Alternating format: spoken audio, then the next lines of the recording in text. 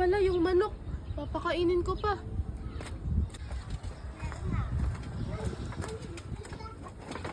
Hala, wala na pala silang pagkain. Ubus na. Hihingi ako kay Papa pambili.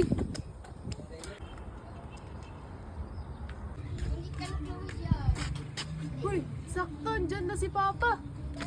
Pa! Oh, bakit? Pa, pahingi pera pambili ng pagkain ng manok. Ah, ganun ba? Ah, sige.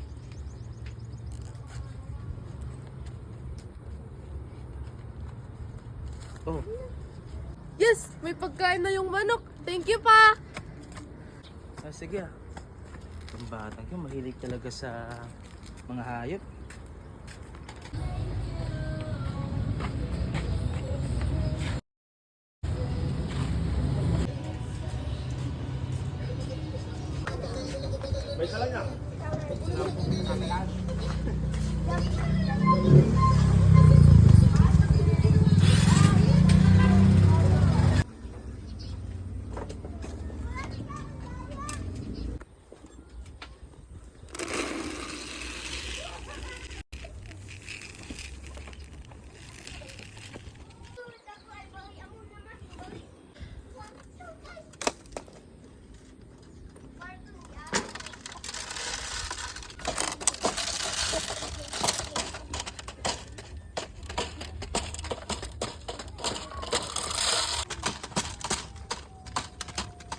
Kumain kayo ng marami. Magpakabusog kayo, ha?